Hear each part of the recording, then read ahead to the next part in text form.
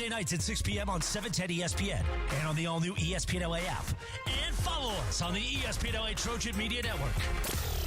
Trojans Live is an exclusive presentation of Play Fly Sports on 710 ESPN and the ESPN LA Trojan Media Network. Do you do? Presented by Pachanga Resort Casino.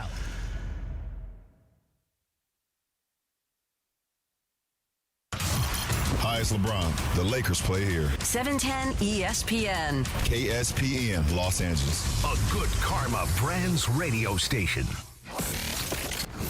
This is Lakers Talk on 710 ESPN. Where Lakers fans tap in for all the latest surrounding the purple and gold. Lakers Talk is presented by Hoag Orthopedic Institute. When pain keeps you from doing what you love, Hoag Orthopedic Institute gets you back to you. Visit HoagOrthopedicInstitute.com to get the help you need today. An off-season edition of Lakers Talk is on. Here's Andy Kamenetsky. What is up, Laker fans? This is Lakers Talk. Andy Kamenetsky, 710 ESPN. Thank you, as always, for being here. I believe now in our official fall lineup, we've got sports now. Sportsapalooza is about to be upon us. We've got the NFL coming this weekend. USC has begun. The Dodgers are getting in the thick of it. Before you know it, your Lakers are going to open camp, and then we're going to have preseason, then the regular season. We are shooting for... Hey, first preseason game October 3rd, 1 month from now. October 3rd. October 3rd, the first preseason game for the Lakers. That is officially 1 month away. I believe it's in my hometown in Palm Springs. Nice. Right, baby. Oh, dude, you should show up, sit courtside, DeAndre. It'll be like the returning king triumphantly striding back. Jack Nicholson there. There was actually one time I did go when the Lakers played out there. I was doing social, and all my friends out there, when they saw me on the court, they're like, "Oh, look at this guy." We need you to come back. We need you to attend this game at the Desert, and then we are going to get you put up on the Jumbotron.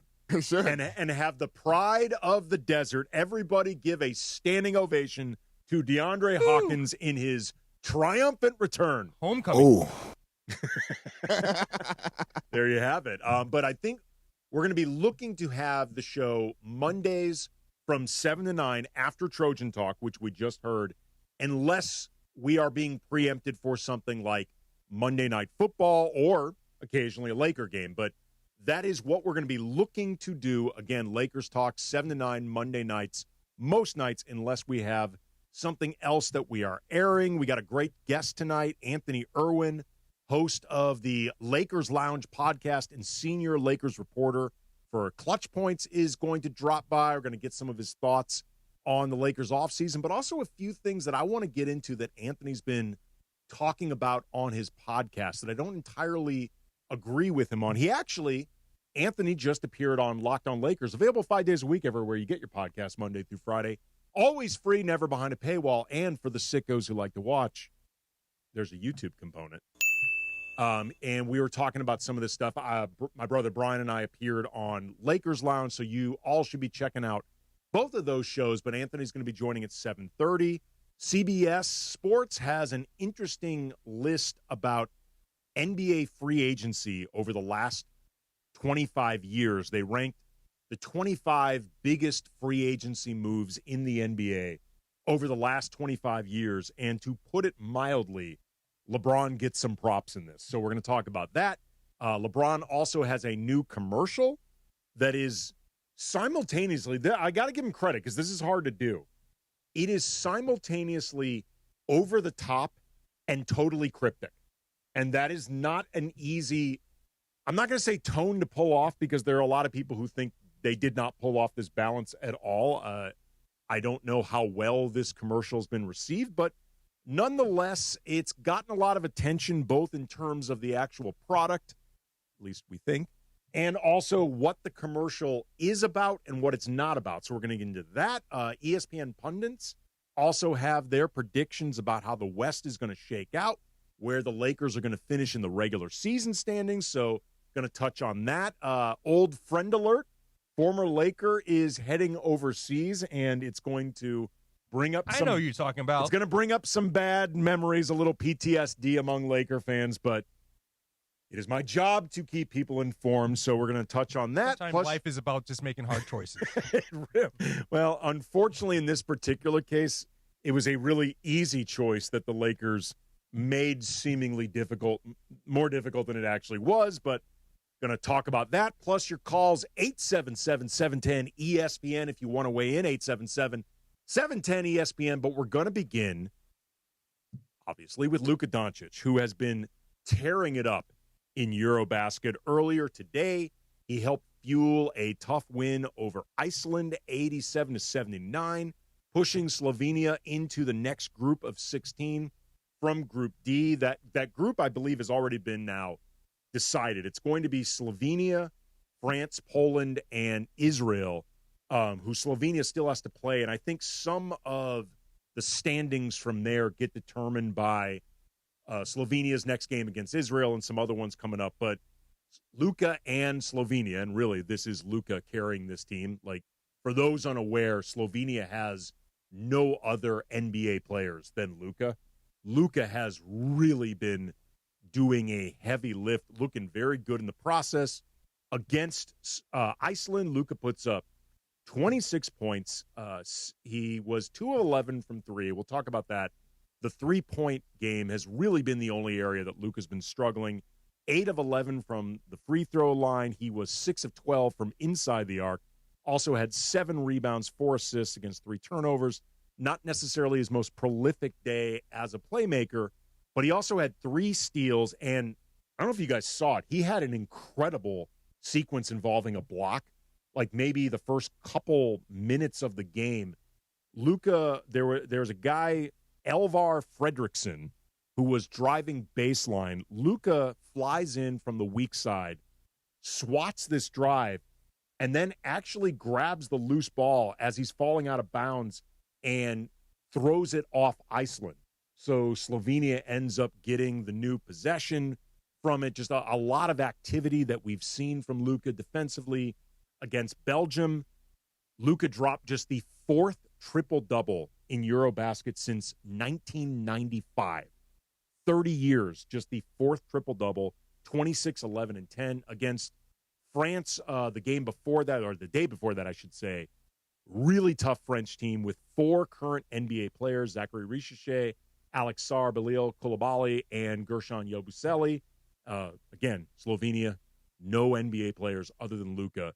Luka could not push Slovenia over the top against France, but he still managed a near triple-double, 39 points, 8 rebounds, 9 assists, plus 2 steals. In 4 official EuroBasket games, Skinny Luka averaging 31 points, roughly 7 rebounds, 8 assists, 3 steals. He is averaging 14.5 free throw attempts per game. Let's get measured for rings now. Let's go. Parade on Fig. Only 40.5% from the field overall. A lot of that's being brought down by the outside shot. Like from his 2-point shots, averaging almost 54% from the field. It's really that outside shot that's not falling. Luka's averaging a little bit under 28% from behind the arc. 2.8 makes per 10 attempts, and just pretty high volume. 10 attempts per game. That's a lot. It's not what I expect Luka to take quite that many during the actual season for the Lakers. Also, over the weekend, just in terms of the accomplishments that Luka has been racking up, he is now the youngest player at 26 years old, 184 days, to reach 400 EuroBasket points. Since Tony Parker did it in 2007, Tony Parker was a shade over 25 years old. From Slovenia, only Goran Dragic and Jaka Lakovic have reached that 400-point milestone for Luka in 19 games in EuroBasket. He has also reached 400 points, 100 assists, 100 rebounds at EuroBasket. Again, it took just 19 games to get there. Luka is the fastest doing this in the 21st century. Again, 400 points, 100 assists, 100 rebounds in 19 games. His teammates are talking about how Luka getting a triple-double is just another day at the office. They're just waiting for the inevitable to happen. He's been one of the most dynamic players in this entire tournament. There's a lot, I think, DeAndre, to get excited about watching Luka, just because it's not just that he's playing well. I think he looks in a lot of ways more dynamic than he did with the Lakers coming off that injury, never really having time to get his legs under him, get the proper conditioning. And that's before you even take into account the weight that he lost this offseason as skinny Luka. And all that is going to play into a factor as far as his scoring, his movement on the defensive end of the floor. That's the biggest thing that I'm looking at when this whole EuroBasket, these whole highlights, is how is he moving on the defensive end of the floor? Because we know Luka Dončić can score. We know he can facilitate. We know he's actually a good rebounder for his size. But the biggest question, the biggest question is, what is he going to be able to do on the defensive end of the floor? Where I'm not expecting him to go out there and keep guys in front the whole entire basketball game, but to be in the right positions and to be in the right spot. Okay, this was really interesting. The last week when we did the Lakers Youth Foundation golf tournament at Pechanga, and DeMarco and I were talking with various Lakers that were there, Derek Fisher, Sasha Vujacic, Michael Cooper, but then also Byron Scott. And Byron, we were talking about... He knocked out Michael Thompson. He did. Did he really, though? I really want to know, because Michael Thompson's really in denial with that. Well, it's about, at this point, 10 to 12 witnesses versus Michael. I know. They all back Byron's story. And while I think Byron is a really, really good guy, I liked Byron when I covered him when he was coaching the Lakers. I've done a few radio shows with Byron. Good guy. Great guy, a lot of fun to work with. Byron's not a man to trifle with. Nope. I mean, he has never been known as a man that you want to test. And apparently, Michael decided to go a little bit too far with what I think he thought was a playful slap fight. Byron had had enough, and as he put it, slapped the bleep out of him. There's kind of no way around this. But what Byron said, though, was that with Luka's defense, he's not expecting him to become a shutdown defender. I think Luka can be better, and I think he's actually, depending on the assignment, better than his reputation. If nothing else, he can body guys. I think he can sometimes anticipate where you're going to go because he just reads plays on both sides of the ball really well. But he's never going to be Lou Dort. That's just not going to be him.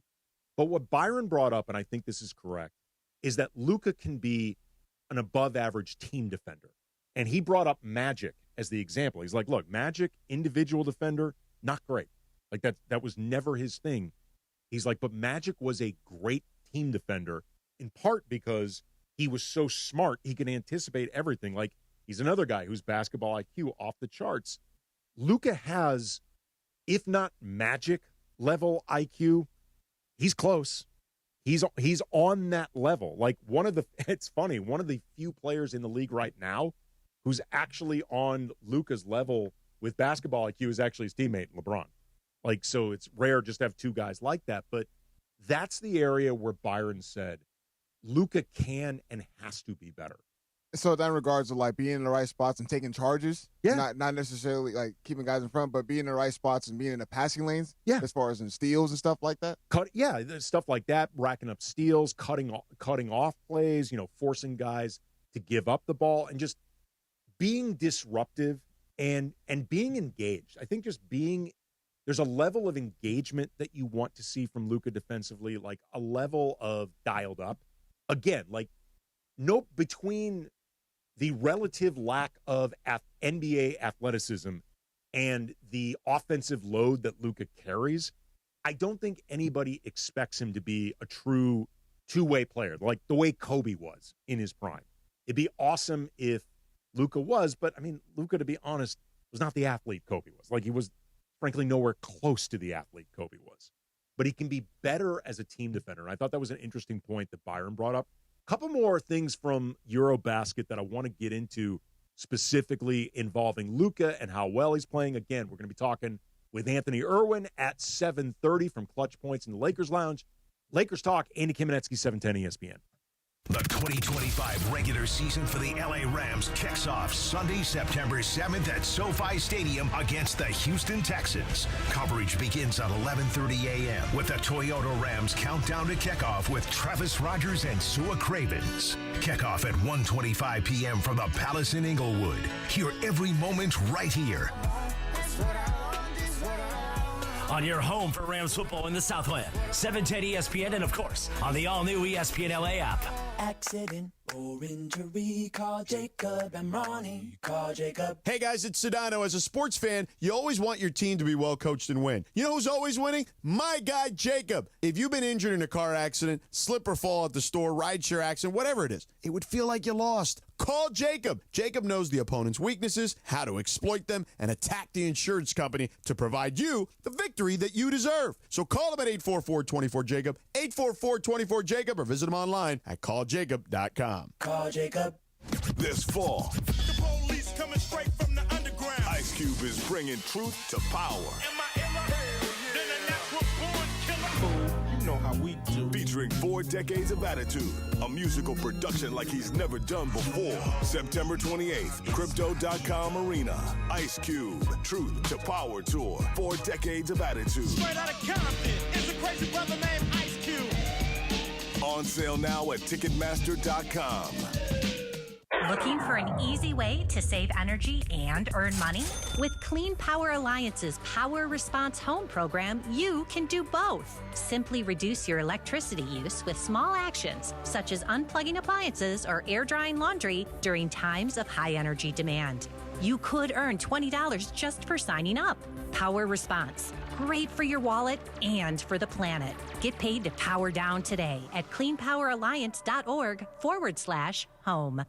Actual price will depend on product and subscription plan. Featured products are compounded drug products, which the FDA does not approve or verify for safety, effectiveness, or quality. Prescription products require an online consultation with a healthcare provider who will determine if appropriate. See website for details, restrictions, and important safety information.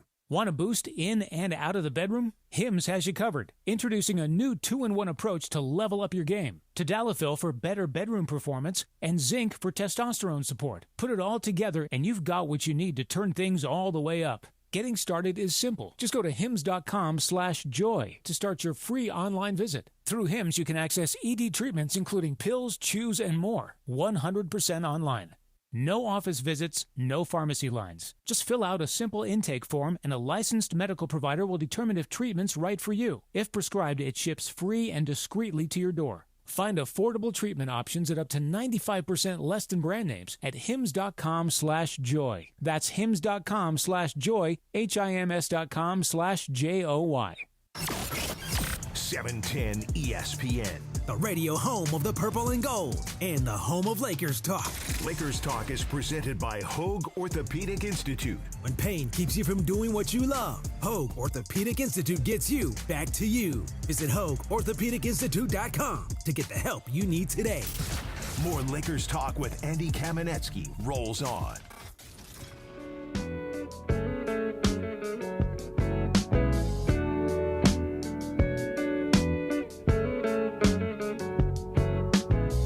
Luka having some great days. Is obviously the sample for Today Was a Good Day, Ice Cube, little Isley Brothers. Ooh, you know it, Andy. Oh, hell yeah. Ooh, I know. DeAndre was going to say, like, you didn't know it. No, this one I know. Absolutely. Andy's culture, man. By the way, have you ever heard the Isleys cover of Summer Breeze? Yes. It's so It might be good. better than the original. There's no might. It is better than the original. It's so... Actually, too, the Isleys do a great cover of, you know that song, Spill the Wine? Spill that wine. No, I never Drink know. that pearl. No. They do an incredible cover of it. Like, bands at that level, like the Isleys, anytime they look to cover one of your songs, you should automatically say yes and just accept the fact that it's going to be better.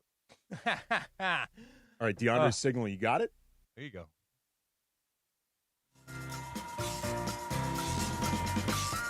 Oh, I know the song. Yeah. I never knew the title of this song. Yeah. I like this. I see you shaking your head, DeAndre. I see you getting. I like this.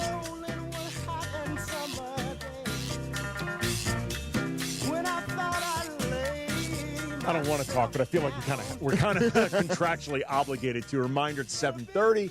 We're going to be talking with Anthony Irwin, the senior Lakers reporter for Clutch Points, also the host of Lakers Lounge. Real quick before we get to the rest about Luka and EuroBasket, seeing in the chat right now for Lakers Talk, and obviously want to see everybody in there. Leave your comments, leave your questions.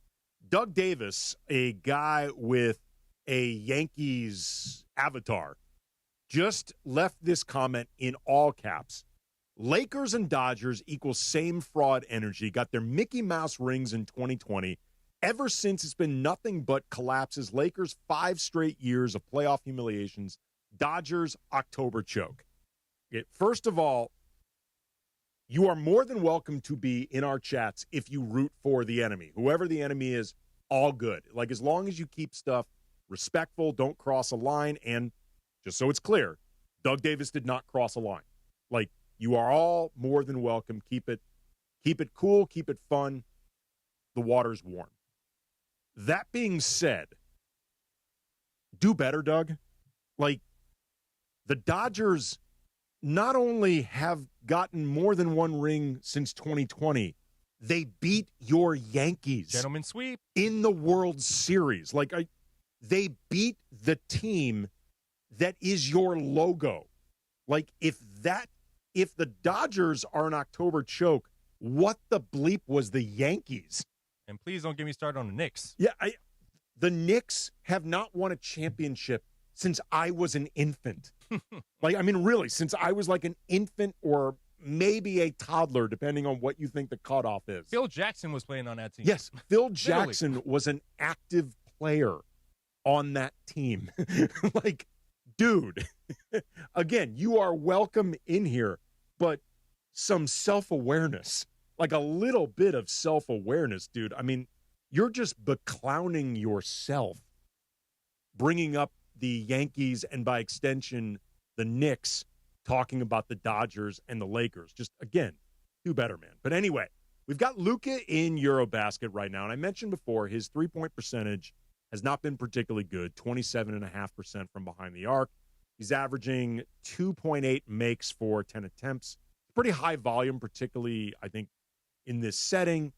For the time being, though, I'm not worried, and here's why. A, Luka's just not going to shoot below 30% from behind the arc for the Lakers this coming season. He has never shot below 30%. I would be stunned if that happened. I am fully confident it's not going to. Secondly, though, to be honest, the three-point shot, while when Luka gets on rolls, particularly with that step back, it can be deadly. It can be demoralizing to an opponent, deflating. It can be unguardable. It is relatively speaking, for the offensive juggernaut that Luka is, I'd argue it's the weakest part of his game, the three-point shooting. Like, he's going to take a fair amount of them, and that's part of just opening up his entire offensive game. And when it's falling, like I said, he can get on rolls, and it can be really demoralizing. It's the way he shoots his three ball, though. It's coming off the dribble, off a step back, and, things like that. Instead of in rhythm, coming off of a, pass and catch and stuff like that. But that's not his type of game, though. I understand. But well, and also, too, he's never, like last year, he shot a shade below 38% for the Lakers. That's basically a career high for Luka in a season. Like, his best season is a shade over 38%, which is good, but it's not exceptional. And for his career, Luka's a 35% three-point shooter, which is fine. It's not terrible. It's not great. Again, Luka can get away with it because it's part of opening up and emptying the entire bag. But would you agree it's the weakest part of his game offensively? Yeah, for sure. Yeah, that definitely is the weakest part of his game is the three ball. I guess, but could it be more is the offense that JJ Redick is running? Because there was a lot of times when we saw it where it was just one-on-one, go to work and, clear out, watch this guy go one-on-one. Like, they're going to need a little bit more fluid offense. And I think that his three-point ball will increase this season with the amount of guys they have on this team. Yeah, I think with the offense in general, like that fluidity that you're talking about, DeAndre, like that's going to be established more in training camp. Like there was so much figured out on the fly during that season because it's a mid-season deal that completely reconfigured everything that they did. And, Luka got behind the 8 ball because he still had to recover from that injury. He missed the early part of the early part of his time with the Lakers. He was dealing with that injury. He was never really right. And, LeBron missed a few games. Rui missed a few games. Like, they never really got fully in sync. And then once Jackson Hayes was essentially diminished, then removed in the playoffs, like, the offense really fell to bleep. But I think once we get into training camp and presumably, fingers crossed, everybody's healthy, I think we're going to see more cohesion, between Luka and LeBron, between Luka and Austin. Like, that tandem is something I think the Lakers are going to be paying very close attention to because they've got decisions with Austin, like, in particular, how much are they willing to pay him? Like, because I think he will have some bidders this offseason. But I feel like Luka's success came more to him getting fouled, getting to the free throw line, and earning his buckets at the free throw line. That's where we see Luka Dončić at his best, is when he's getting fouled and taking advantage of his size on the smaller guards, when he gets the switches and taking advantage of those switches. Getting to the free throw line is his bread and butter. And like I said, he's averaging 14.5 free throws per game in EuroBasket. And to me, what really jumps out about that, and Matt Moore, last week's guest on Lakers Talk, the co-host of Locked On NBA, Locked On Nuggets, he brought this up in a recent show of his. I think it's a really good point. European basketball, they let a lot go. Like, I know the Euro players, I think it's come around more now, but for a long time, they had a rep as the soft players, and it could not be any more false. Like, they beat the crap out of each other overseas, and they don't call a lot. So the fact that Luka is managing to get this many trips to the line in a setting where they let a lot go, that feels significant to me. Going back to European basketball, I think that's why a lot of Americans are like surprised when they go to the Olympics and stuff like that, and they see the rules and stuff like that. FIBA rules, basically. Yeah, because it's way different than NBA rules. They do a lot. They do let a lot of stuff go. Oh yeah, I mean they. I don't think there may be a lot of American NBA fans, American basketball fans, who do not they really don't realize A, how physical the style of play is over there, and B, how insane and at times even dangerous the crowds are over there. Like, they're starting fires in the stands. Throwing batteries at the players. I've talked with former NBA players who ended up going overseas for whatever reason. There were like a few times where they were essentially caught in the middle of a riot during their games. Like, it gets crazy over so there. Knowing that they let everything go, and not I won't say let everything go, but they tend, like, the whistle is not as blown as often in the NBA. Like, shouldn't Luka Dončić go into the game knowing, like, okay, like, they're gonna, I'm trying to word it the right way, but like, them not calling a lot of stuff in EuroBasket or FIBA rules and stuff like that, he shouldn't have to go in the NBA and complain like that. Well, he's complaining in FIBA, though. I mean, this is just what he does. I mean, like, that's part of what, in a weird way, DeAndre, it's part of what makes me know we are so back with Luka, because he's getting attacked like almost every single game. Yeah, man. And he is complaining on basically every single call. Every call. I hate it. In a weird way, there's a let's effing go to watching Luka complain, because it kind of means Luka's back. Like, that's part of the Luka package. He bitches constantly. But that sometimes takes him out of possessions on the other end of the floor. It does. And that's not what the Lakers need in those moments. It's not what they need, but the truth is, man, and for better or for worse, both accepted as part of the deal, all superstars complain constantly. Like, LeBron, you ain't wrong about that. LeBron complains constantly. I covered Kobe. Kobe complained constantly. Like, there was a point, because I watched so many of those games, I could have had a game on in the background while I was blindfolded. And depending on the sound that was made, I would have known that either Kobe, Powell, or Lamar Odom was trying to get a foul call, because Kobe, when he drove and didn't get the call or was taking on contact, it was always, hey! And Powell was always, ah! And Lamar Odom was always, oh! Like, I watched enough of these guys play year after year, 82 games in playoffs. I knew the sound. And Kobe complained basically every single trip down the floor. And like you said, DeAndre, there were times where it compromised the team. And there are times where, frankly, the other guys start picking up his cues. Like, those teams complained a lot. I think LeBron's teams complained a lot. Moving forward in the Luka era, I'm willing to promise you, Luka's teams are going to complain a lot. And there's certain guys that know in a defensive setting, like, oh, I know I can get away with this because the ref possibly won't call this. And then they know that they can get under yeah, his name rhymes with Raymond Beam. I mean, Draymond gets that first tech out of the way, and then from there is like, I know I basically have to murder somebody for me to get ejected. I mean, like, I love when the refs finally decide they've had enough and Draymond starts protesting. It's like, dude, they have been letting you get away with so much. For you to look incredulous is, yeah. All right, Anthony Irwin coming up next. He is the host of Lakers Lounge, the senior Lakers reporter for Clutch Points. Get into some questions about the offseason and a lot of other stuff surrounding the Lakers. This is Lakers Talk. Andy Kamenetsky, 710 ESPN. Weekday mornings in L.A. belong to the Sedano and Cap Morning Show.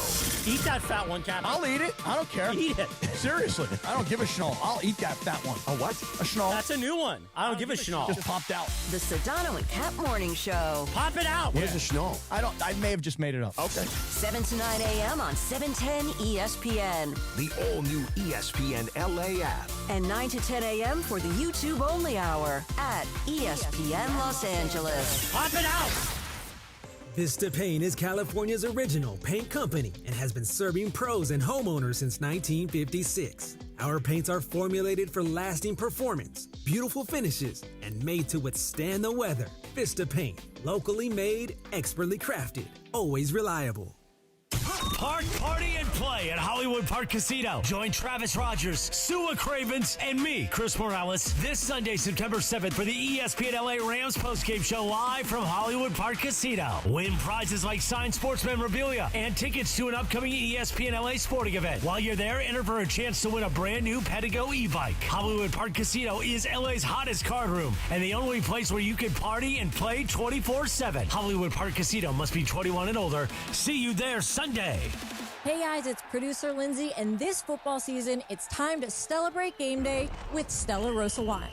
From tailgates to touchdowns, Stella Rosa brings the flavor and excitement with your chance to win a trip to a major football game on January 1st. Prizes include game tickets, airfare, and hotel accommodations, all covered by Stella Rosa. Sip, cheer, and celebrate all season long.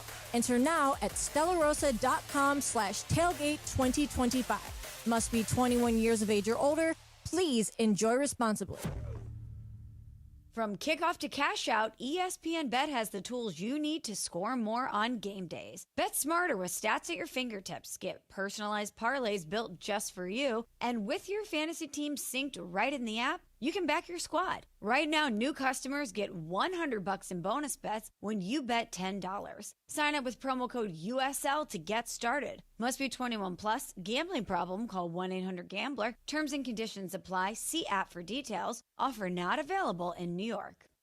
With Robinhood, not only can you trade individual stocks and ETFs, you can also seamlessly buy and sell crypto at low costs. Trade all in one place. Get started now on Robinhood. Trading crypto involves significant risk. Crypto trading is offered through an account with Robinhood Crypto LLC. Robinhood Crypto is licensed to engage in virtual currency business activity by the New York State Department of Financial Services. Crypto held through Robinhood Crypto is not FDIC insured or SIPC protected. Investing involves risk, including loss of principal. Securities trading is offered through an account with Robinhood Financial LLC, member SIPC, a registered broker-dealer. An off-season edition of Lakers Talk continues on 710 ESPN. Lakers Talk is presented by Hoag Orthopedic Institute. When pain keeps you from doing what you love, Hoag Orthopedic Institute gets you back to you. Visit HoagOrthopedicInstitute.com to get the help you need today. More Lakers Talk with Andy Kamenetsky rolls on.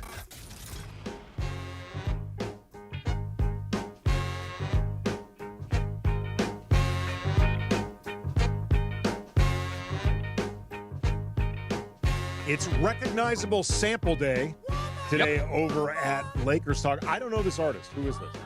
Really? Who is this? This is Joe Cocker. Oh, my. Yes. Yes. Couldn't believe you don't know who this is. I did used to know this, and I forgot. Don't worry, Andy. I didn't know either. No. You don't know nothing about no Joe Cocker. I actually saw Joe Cocker in a double bill concert with Stevie Ray Vaughan. Wow. Like a couple months before Stevie Ray Vaughan died. Like one of the greatest guitarists of all time. He was incredible. Like That's all I hear. I don't know any of his work. I know that whenever people say that the greatest guitarist of all time, he's always mentioned. He was considered, I think, sort of consensus, the closest to Hendrix that there was post Hendrix. Like maybe him or to some people Eddie Van Halen, Prince. Yeah. But like he's on the Carlos Santana, like the very, very shortest of lists of guys who came close. I think Stevie Ray Vaughan, to a lot of guitar players, may have been the closest. He was incredible as an artist. He was even better live. He's also from Texas, where Anthony Irwin is joining us from right now. Anthony Irwin is the host of the Lakers Lounge. He is the senior Lakers reporter for Clutch Points, and he and I have been doing a lot of talking over the last 24 hours. Anthony, how are you, man? I'm doing great. I was actually just at the Stevie Ray Vaughan statue a few weeks ago when my parents visited. They always like to go and check it out. Yeah, in Austin, correct? Yeah. It's right off of Lady Bird Lake right there. Beautiful park that sits right on the lake/river, whatever you want to call it. You got downtown as the backdrop. Yeah, it's really, really cool. He's an icon. I mean, he's an icon basically everywhere, but especially out here. Oh, yeah, absolutely. I mean, it was just sad he'd finally gotten his life together after all the issues with alcohol and drugs and stuff, and then ends up dying in that helicopter crash. It was really awful. But Lakers offseason, awkward transition, is basically in the note. There's kind of no way to steer out of that one. But Lakers offseason is basically in the books. DeAndre Ayton, Marcus Smart, Jake LaRavia, and if you got some high hopes to do Thero in, Dorian Finney-Smith, and I want to at least acknowledge Jordan Goodwin because I do think he had enough moments last season that mattered. Those guys are out for the time being. I'm not expecting much more or anything of significance to happen before training camp opens. So with that in mind, I've got two questions for you, a two-part question regarding the offseason moves. First part, Anthony, how well do you think the Lakers did in addressing their overall needs? Well, seeing as they have a starting center now, I would say they did pretty well. First and foremost, I would say that was the top priority, and it was the top priority in a few ways, right? Luka Dončić gets to the Lakers, tells, Rob Pelinka says after the fact that Luka kind of mentioned to him that he needed a center. He prefers to play with a lob threat. Rob goes out and tries to does actually trade, right, for Mark Williams, and then obviously the rest of that is history. So they've known that they needed that center. I don't think they thought in a million years coming into this offseason that they would be able to get one like, of the ilk of DeAndre Ayton without having to give up anything. I think they actually entered the offseason prepared to trade for a center if need be to address the starting gig. So I think there, in that way, I would say that they've done really, really well for themselves. I still am a little concerned about their point of attack on defense. Now you do address that a little bit with Marcus Smart. He's had a tough go of it the last couple of years, so we'll see where he's at. But yeah, I would say they've had a solid B of an offseason with the possibility over the course of the season to turn it into an A. Well, that actually leads me to the next part of the question I wanted to ask, which is how well do you think they did based against or graded against, because you just gave it a B, realistic expectations for the offseason, like in terms of what they could have realistically accomplished? Because in all honesty, I don't think an A-plus offseason was really even possible for them. Yeah, I think that's a fair way to present the question. The only thing is, I don't think it was unfair to hope that they would move the first-round pick. I don't think it was ever realistic as an expectation that they would, just given that Rob Pelinka has never entered a regular season without at least one first-round pick to be able to move.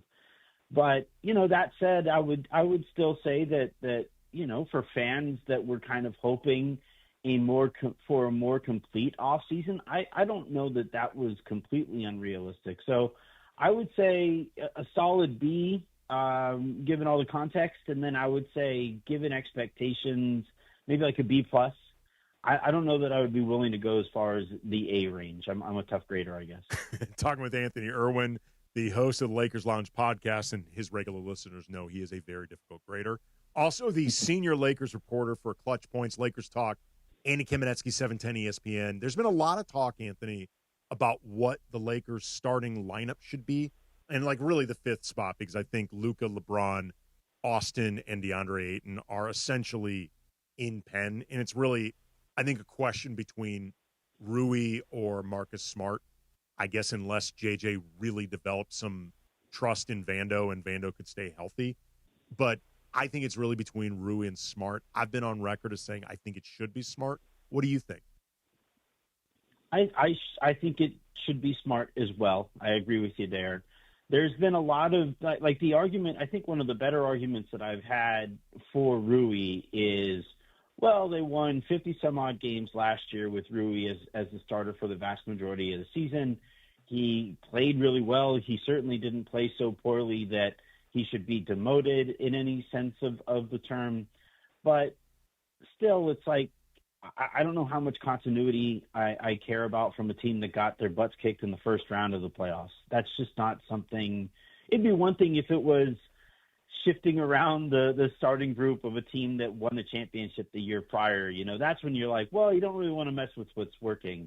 But in this case, that wasn't working. And it is kind of an awkward fit with Rui and LeBron and Luka all kind of needing to guard the same position. So you kind of, I would put Smart in there. He also slots Austin in a more sensible defensive role that I think makes him a better offensive player as well. And then most importantly, the point of having Marcus Smart out there is to have him hound the other team's best player. Well, that becomes really difficult to do if you're missing that best player, if they're missing that player's entire first shift or a big chunk of that first shift. Yeah. And so, then maybe you hope that you get Smart out there for the second half of that first shift, and then you try to do the funny math to try to make it work. But then you're also having Smart and Vando come out, in the same group, and your spacing there's kind of wonky. So, yeah, to me, from a pure basketball standpoint, it's a pretty clear choice here. And then, as far as Rui goes, you're in a contract year, man. Go ahead and mope if you want. Yeah, for what it's worth, we're talking with Anthony Irwin, senior Lakers reporter for Clutch Points, also the host of the Lakers Lounge podcast. Brian and I just appeared on it. We had a really good conversation, so you guys should check that out. Lakers Talk, Andy Kamenetsky, 710 ESPN. I kind of feel like Rui, and maybe this is wish casting or just thinking well of him, I feel like as long as, because he's got to know at this point that the organization likes him, and that doesn't mean that they're going to just commit to him and make him a lifer, but it's pretty clear that they think well of him. I'd like to think that as long as his minutes stay at a certain level, and I think they will, just even if he comes off the bench, because he's still one of the best players on this team, and they still need to have him out there. I actually think he'll get more opportunities coming off the bench. I think he's going to get lost in a starting lineup with LeBron, Luka, Austin, and DeAndre Ayton. Like, he sometimes wasn't getting enough shots when Jackson Hayes was the center. And, like, Jackson can't create his own shot. Or, like, DFS being out there. And DFS is basically a catch-and-shoot guy. Like, I actually think if he leans into it and also knows, like, this is not a demotion, this is about floor combinations, he could have a real opportunity in front of him that I think he could lean into. Well, you also, if you're Rui, you got to ask yourself, at this stage of my career, am I a bona fide starter on a championship team? Now, he probably thinks so, and I think he is talented enough to make that case for himself. But if the point here is to optimize your earnings here moving forward, showing a willingness to do whatever it takes to help a team win, that's what teams are prioritizing now. Yeah. So I just think, it would be tough, I think, especially at first. But the thing with Rui has always been, I do think he didn't, and I think he was right in not enjoying it. But when Darvin Ham had him coming off of the bench for the sake of Torian Prince or Cam Reddish or whoever, I could understand Rui kind of saying, like, what are we doing here? But you're coming off of the bench, and the guy that is starting is a former Defensive Player of the Year in that fifth spot that you were in previously. And when you sub in, you're going to be subbing in for LeBron James, and you're going to be subbing into a group that is going to be creating wide open jumpers for you all the same. So I don't know. I do think there's a way, and this is one of J.J. Redick's, I think, strong suits is his ability to communicate with players and to outline these decisions. And he understands, being a former player, how important it is for a player to be on the same page with the coach as you get ready to make a decision like this. And I think if it all comes together, I think there is a way that this works out really well for all involved. And hell, I'm down to start the Rui 6 Man of the Year campaign. That'd be fun. Let's do this. Rui for 6 Man. We're talking with Anthony Irwin. He is a senior Lakers reporter for Clutch Points, also the host of the Lakers Lounge. You mentioned before, like, the hope that some Laker fans had, or you yourself as both a fan and somebody that covers the team, that the Lakers would use that one first-round pick that they currently have at their disposal in some type of offseason move. Do you think that there's been anybody that was realistically available for them that would have been worth using it? Because it has to make sense. Like, as much as I know you've got Luka in his prime, you've got LeBron still playing at a high level, and there's certainly a chance that LeBron could end up the most talented player that Luka plays with as a Laker. Like, it's not impossible, but it still has to make sense because you only have so few assets left at this point. You can talk about asset management, bad job, whatever, but this is where they are. Do you think that there's been anybody the Lakers could have gotten that's actually worth using that pick on? So there's a scenario where you could maybe move Gabe and Maxey and Dalton and maybe another expiring plus that first for Wiggins, and that would mean that you keep Rui and you bring in Wiggins, who would then start at the small forward spot. I think that would be something I'd be interested in. I'd have to hop on Fanspo to make sure that the math actually works there. But something along those lines where, and this is, I think, what the Lakers are going to be looking to do this season, where it's hard to build a contender when you're not currently a bona fide contender. It's hard to become that while moving a top 6 player on your roster. So if I'm going to move that first round pick, I'm going to try like hell to keep Rui, who is the one player who is kind of at the center of a lot of these trade scenarios. So what I wouldn't want to do is bring in an Andrew Wiggins for Rui and a first round pick, because now, like, if that doesn't work out, you now don't have much leeway to do anything outside of that. But if you could have, in some way, shape, or form, brought in Wiggins without moving Rui, and if that cost you the first-round pick, I would have done that in a heartbeat. Yeah, I agree with you. You want to add Wiggins to the best pieces of what's already there.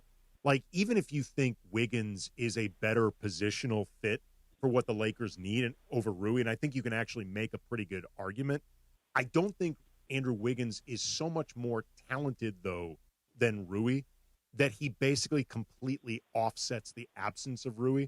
And then in a lot of ways, I think you're creating a bigger gap between Wiggins and maybe whoever else you think is sort of or close to Wiggins in the pecking order and everybody else. Like, in a lot of ways, I think the trade that you're describing, Rui and a pick and filler for Wiggins, it kind of just makes the Lakers more top-heavy as opposed to making them a better team. And I think that's the sort of thing the Lakers are going to have to look for. Last question for you. Because this is, I know, something you've been talking about a lot on Lakers Lounge, something I know Laker fans are talking about a lot. Austin Reeves and his future fit with the Lakers, part of a foundation moving forward with Luka. How confident are you in that fit with those guys, if not necessarily the 2 best players on the team, a big piece of that foundation? That's the $35 million a year question. You know, here's the thing I'll say about Austin. He, to this point in his time as a Laker, has done everything the Lakers have asked of him. And I think that's pretty astounding that he, at various points in his career, hell, over the course of last season, was a primary offensive initiator, was a secondary primary or secondary offensive initiator, a tertiary one. And his numbers when Luka got there were still really good, and you look at the list of players who averaged 25 and 5 last season. It's a pretty selective group. So I think that I clearly believe in Austin Reeves' talent. My concern with Austin is his athleticism next to Luka Dončić, who also, even skinny Luka, isn't going to be a great athlete. So if you're going to have those two guys back there, everybody else at their positions have to be plus two elite athletes to make up for the athleticism that you don't have with Austin and Luka. And it's not impossible, but then if typically athletes that are at that level maybe can't shoot, or they're also super expensive, and it becomes difficult to employ multiple guys in that range. So I think this season, there was a lot of talk on my show with my mailbags and comment sections and stuff like that.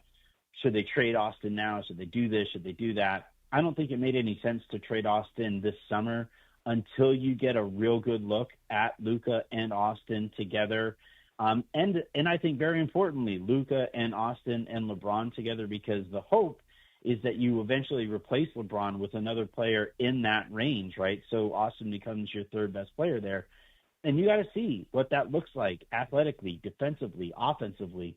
And you see if he can fit there. And if not, I think Austin on a $30-ish million contract is also very movable. He is Anthony Irwin. He is the host of the Lakers Lounge podcast. You can read his work as a senior Lakers reporter over at Clutch Points. We will do this again soon. Brian and I just appeared on Lakers Lounge if you want to check out that episode. And Anthony was just on Locked On Lakers with us. Appreciate the time, brother. Thank you very much. Hey, thanks for having me, guys.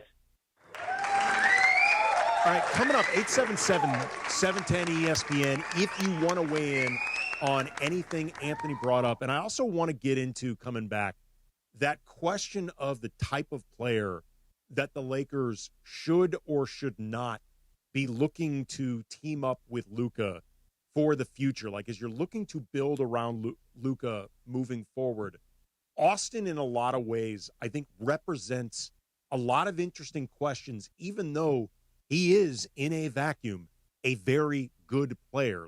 Austin is not the problem, but I think he represents an interesting problem with Lucas. So get into all that coming up next. Lakers Talk, Andy Kamenetsky, 710 ESPN. If your AC breaks down, call NextGen, the official AC plumbing and electrical company of SoCal sports fans. For a limited time, receive a free no-ozone air purifier with any new system installation. Call 833-3-NEXTGEN or visit nextgenairandplumbing.com. CSLB number 1011173. Los Angeles, the 2025 Rams season has finally arrived. Your defending NFC West champs are kicking things off with a home showdown against the Houston Texans. 2 elite quarterbacks, 1 electric game. It all goes down at the Rams house on Sunday, September 7th at 1:25 p.m. Get your tickets today and bring all your energy to SoFi Stadium. To purchase tickets, head to therams.com/HOU, therams.com/HOU. We can't wait to see you at the season opener on Sunday, September 7th. See you at the Rams house. Lil Wayne presents the Carter 6 Tour. 5, 4, 3, 2, I let one go. Live at Crypto.com Arena, Friday, September 12th. Get tickets now at Ticketmaster.com. Chris Morales here. Addiction to opioids and stimulants can strip away the things that make you uniquely you. This National Recovery Month, recover your life. Choose a proven addiction treatment option that's right for you at choosechangeca.org. Hey guys, it's Cappy, and I want to talk to all the Rams fans out there. We make decisions every day, but on Prize Picks, being right can get you paid. So don't miss the excitement of the season on Prize Picks, where it's so good to be right. When I say that, here's what I mean. Dude, when you go 6 for 6 on Prize Picks, and believe me, I've done it many times because I'm right like that. It is so much fun to know that you are right and that you are going to score big time. Because sometimes when you make the right plays on Prize Picks, you go 6 for 6, man, you could increase your money by like 2,000 times. But You could also play the flex play. And when I say that, here's what I mean. You might go 5 for 6 and still make a lot of money. Prize Picks is so easy to play. You just pick your favorite players, and then they've got a stat projection, and you pick more or less, and you're going to have so much fun watching football when you're playing Prize Picks. Download the app today. Use the code CAPPY, K-A-P-P-Y. Make a $5 play. Get $50 in lineups. That's code CAPPY, K-A-P-P-Y. Prize Picks. It's good to be right. This is Lakers Talk with Andy Kamenetsky. Lakers Talk is presented by Hoag Orthopedic Institute. When pain keeps you from doing what you love, Hoag Orthopedic Institute gets you back to you. Visit HoagOrthopedicInstitute.com to get the help you need today. Now back to Lakers Talk with Andy Kamenetsky. Billy Ray was a preacher's son, and when his daddy would visit, he'd come along. Lakers Talk, Andy Kamenetsky, 710 ESPN. Thanks again to Anthony Irwin from the Lakers Lounge and Clutch Points for dropping by. And we were talking about Austin and the potential long-term future with Luka and Austin, if not the foundation, like the top two guys. Certainly 2 of the 3 top guys. Like Luka would be theoretically the best player on this team, the superstar that they're looking to build around. It's very obvious that's the Lakers' plans. They have said this openly. But Austin Reeves, if let's say he's the second best player, the third best player, I wonder, DeAndre, but just to like the idea. Oh, he's still back there. You ducked out of frame for a second. I was like, DeAndre, where are you? Him, huh? I could not see him. DeAndre was logging something, and he was bent down. I couldn't actually see him. But there's the question of the type of players to put alongside Luka. And Austin is a really good player. Like, I want to make this clear. Full stop, no caveat. Austin is a really good player. But he has a lot of similarities, and I think even more importantly, a lot of weaknesses that are basically the same as Luka's. Like, there is, by NBA standards, an athleticism deficit. I think Austin at times has shown he can be a good defender, but I think the more his offensive responsibilities have increased and the more that it's been expected of him, there's been a certain amount of downtick on the defensive end. And I also think, too, just from, again, that athleticism standpoint, just the overall defensive talent, the most you can hope for from him is probably on a game-in, game-out basis, defensive neutral. I wonder if that's actually the right type of player to put alongside Luka. And if you want to do that, your third best player or second best, the guy in between, that guy has to be a two-way player. Like, he has to be. And I think it is extremely important that the next best player alongside Luka is somebody that can defend. Like, really, you want him to be like a two-way player. Like, if Anthony Edwards, for example, was the Luka on this team, I would have zero problems committing long-term to Austin. Like, I think those two would play off each other really well. And Ant is a legit two-way player. But I think you could be running into problems when neither of your 2 best players or the 2 guys in your backcourt are plus defenders or at times even neutral defenders. It puts a real onus on finding some type of high-level two-way player or players to fill around those guys. And like Anthony said before, they can get really expensive. Yeah, and Austin Reeves' role before Luka Dončić came, he had to be that creator, taking guys off the dribble because it was either him or LeBron that was the ability to create their own shot. I know at that time you had D'Angelo Russell and stuff like that, but that's besides the point. Austin Reeves' workload on the offensive end of the floor was, we need you to be that shot creator. We need you to be able to create your own shot, but be able to facilitate as well. And with Luka Dončić, him being able to play off of each other, Austin Reeves' offensive workload is not going to be that much, knowing that you got Luka Dončić who can create his own shot as well, and you pair him alongside LeBron James. But that's the reason why Marcus Smart is a big signing, because as soon as he gets subbed in, that is your job. We want you to exert all your energy on the defensive end of the floor. Can Marcus Smart spot up and shoot? Of course, but that's not his strength. His strength is creating havoc. Less is more there. Yeah, exactly. Less is more. But his job with the Lakers is going to be create havoc on the defensive end of the floor. Dive for loose balls, box out your defender, be in the right positions, set the tempo on the defensive end of the floor. That way it can lead to the other end of the floor on offense. 877-710-ESPN, 877-710-ESPN. If you want to weigh in on what we were just talking about with Anthony Irwin, about Austin Reeves and Luka, that future together, any topic with the Lakers, 877-710-ESPN. If you are holding now, we will get to you next. This is Lakers Talk. Andy Kamenetsky, 710 ESPN. Hey, it's Chris Morales. You know, we joke around a lot that I almost died, which I almost did. I had severe heart failure. That's when I went to a Providence hospital in the emergency room. And here's the thing about heart care. It begins with trust. That's why Providence takes the time to listen, understand, and earn yours before making any decision about your care. For me, if it wasn't for Dr. Cobb and Katie Cornella at St. Joe's in Orange, they made me trust them and they made me know. And my health and my life were going to be even better once I got out of the hospital. Providence, caring with compassion in Southern California.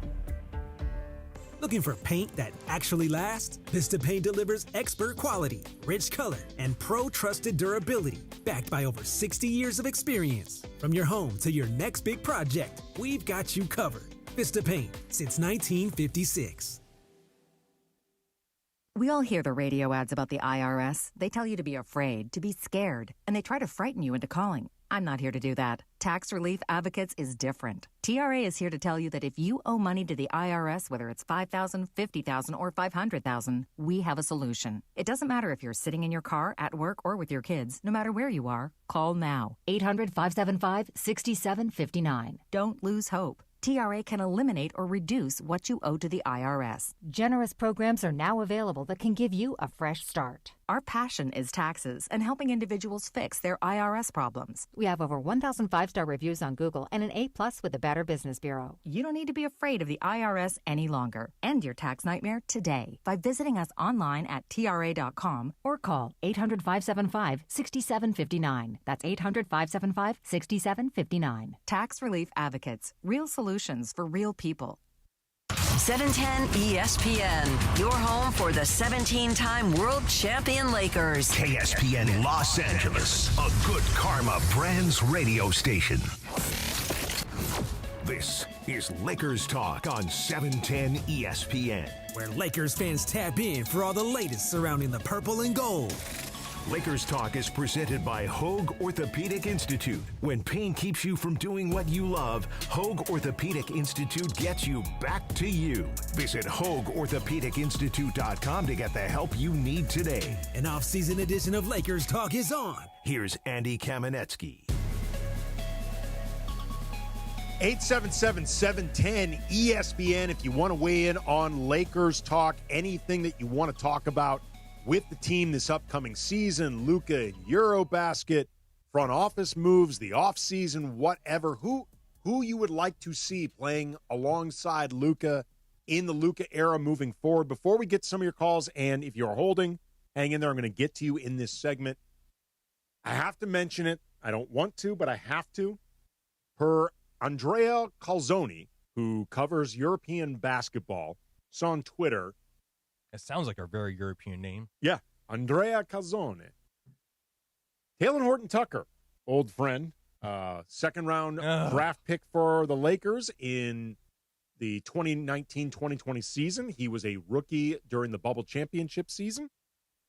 He will be signing a one-year, $1 million contract to play with Fenerbahce Beko Istanbul in Turkey. And for what it's worth, they are a Turkish team that I've heard of. Like, I don't know the ins and outs of EuroBasket. Their Turkish food is really good. Yeah, some of the Turkish teams actually are very good. But Talen Horton-Tucker is going to be going overseas. He was a free agent after a season with the Bulls, been with Utah before that. And I don't want to beat a dead horse that at this point is basically like dust. Like that corpse is basically just dust at this point. It's been beaten by me and so many others. But my God, that decision, that crossroads in the 2021 offseason, when the Lakers decided purely for economic reasons, they actually could have kept both, but when they decided a decision must be made between Talen Horton-Tucker and Alex Caruso, and they chose Talen Horton-Tucker for more money, good God, that one worked out poorly.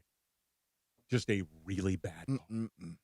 Now, looking at this Lakers standpoint on that, THT was scoring a lot of more points, Was he? I mean... Was he really? He was more known as a scorer than Caruso. I mean, maybe. He was more known as a guy that you saw the potential to score. That's what I'm saying. I should probably say that. Right. Like he looked the part. He looked the part, and he was an interesting player. He had like those 9-foot long arms. Yeah. And he could drive into the paint. He occasionally could play make. He profiled with some defensive potential. Like, I want to make it clear. I liked THT's potential. I would not have minded keeping them both. Like, pay him whatever you want. It ain't my money. But you saw Caruso ceiling more than THT. Caruso started the final game in 2020 in the bubble when they won a championship. Like, he started that game. Like, THT probably played like 30 minutes combined in the finals. Caruso started game 6. It's tough to find a guy like Caruso, too, who does literally a little bit of everything and then exerts all of his energy on the defensive end of the floor and can switch ideally what this NBA is now and how he plays those major roles. Yeah, I mean, look, has he gotten better since he was with the Lakers? Yes, he has. Like, this version of Caruso that just won another championship in OKC, that version is better than the version that was with the Lakers. But the version with the Lakers was still really good, very useful. You could see the growth, and he was a much readier, more polished player than THT. Like, even if you liked THT's potential, and again, I did, maybe I was wrong, whatever, but it is still, to me, like, I remember when the news broke that the Lakers traded for Russ, like, once I picked my jaw up off the ground, because I was like, what, why? What are we doing? My immediate thought was, well, now they have to be keeping Caruso, because with Russ and the defensive issues, like, obviously they need Caruso. And then when I saw that they let Caruso walk to Chicago, it's like, what? Yeah, that one aged poorly, man. It really aged badly. But again, don't want to beat the horse into more of a dusted corpse than it is. But every time you see that, you're opening up an old wound. Yeah, I really am. I'm having a hard time letting that one go, but I know I'm not alone. Eric in LA, you are on Lakers Talk. What's up, Eric? What's up, man? You know, speaking of Alex Caruso, when you pose that question as to the type of players that we should be surrounding Luka Dončić, he is one of them. Yep. So is KCP, by the way, that we got rid of for some reason. Marcus Smart should be the guy that should be starting. Rui should be the one coming off the bench. Let him do what he does offensively with the second unit. Let Luka go ahead and take on the worst offensive player on the opposing team. But yeah, as a Laker fan, I got to say, the most important change happened with the ownership change, man. Once Jeannie Buss sold her shares to Mark Walters, that's me as a Laker fan, as well as a Dodgers fan, felt like we're in good hands. So whatever happens going forward, I know that we are going to be in good hands. But again, to go along with your question as to who we should surround Luka Dončić with, guys like Mikal Bridges, guys like DFS. If we can surround Luka Dončić with 4 of those guys, I think we'd be in good hands, man. Eric, who do you believe should be the starting 5 then? Right. Well, if I say Smart should start, Austin Reeves, Smart, Luka, LeBron, and Ayton. Smart, by the way, not only can he guard the guards, he can guard forwards and wings as well. Yeah, there are some people who actually appreciate the call, Eric. There's some people who actually think at this stage of his career, Smart might be better to guard some wings than he would be like, the Ja Morants of Smart's the world. A big boy. Yeah, and look, is Marcus Smart at this stage of his career a perfect point of attack defender like when he was Defensive Player of the Year a few years ago? Probably not. But unless JJ develops a trust in Vando and Vando can stay healthy, Marcus Smart is nonetheless the best option, even if he's not perfect. But I just look at it at the size standpoint with this Lakers team. The reason why Rui was most likely stay in the lineup because of his size. Being a bigger body, being able he has to be able to utilize his size on the other end of the floor as well. Offensively, I know people hate that he tends to settle on 3 balls and not get to the basket. And Dude, he needs to take more threes. He shoots like 40% from behind the arc. Like, if anything, he doesn't take enough. And that's what I'm saying. So, like, Rui, I would take my chances on the defensive end of the floor, Rui, than Austin Reeves if you wanted to make that switch and bring a Marcus Smart in the lineup. Here's what – okay, you bring up an interesting point, and then I'm going to get to Rami, who's waiting right now. But before that, if there were no politics involved, like small p politics, with Austin in a contract year and them wanting to make sure they keep him happy with this situation, you could make an argument for playing Austin off the bench, like in a very big role. So it's clear. Like I'm talking 28 to like 32, 33 minutes, like pretty close to what he would play, anyway. Like similar to the way Lamar Odom, when he was coming off the bench during the back-to-back titles with Kobe and Pau. Like Lamar was coming off the bench because with him and Pau Gasol and Andrew Bynum and either Trevor Ariza or Meta World Peace, like you had too many forwards potentially to start. You needed to spread that around. Lamar was, I think, the third best player on those teams. But just from a floor combination standpoint, it made more sense to play LO off the bench. And by the way, they did that with Lamar in a contract year and it ended up working out. Like Lamar ended up re-signing with the Lakers and he eventually went on to win Sixth Man of the Year. But that was a touchy, testy subject with Lamar that year. Like when Lamar, he eventually re-signed with the Lakers, I want to say in the 2009 offseason. But those negotiations got really tense between him and the Lakers. At one point, they actually broke off. Dr. Buss heard that Lamar was talking with other teams, and he pulled the offer. So it eventually worked out. But you're playing a potentially dangerous game if it's somebody like Austin that you really want to keep, and there's going to be teams this upcoming offseason with cap space. But from a pure basketball standpoint, DeAndre, I agree. You can make an argument for it. And think about it. He will come off that bench, and they're going to expect what? Him to score, be out there and score. And I just hope the offensive structure would benefit him to be able to still score, create his own shots and be able to get to the free throw line, which there will. There's going to be moments where Luka Dončić is going to be able to hand the ball off to Austin Reeves, and there's going to be more on that offensive standpoint. But I just feel like he will get more of an opportunity to be Austin Reeves and create what he does best coming off the bench. Romy in Valencia, you're on Lakers Talk. What's up? Hey, Andy. Thanks for. It's good talking to you. Good talking to you too. Yeah, I want to touch on the Marcus Smart thing. I mean, he should be the starter. I mean, it's the big P word, though. Obviously, potential, as is with Ayton. But I feel like he's the best fit. To like you mentioned, give the lineup a little defense, especially from the get go. But on Austin Reeves, that was my main thing I wanted to talk about. Like, why hesitate paying the dude $35 million?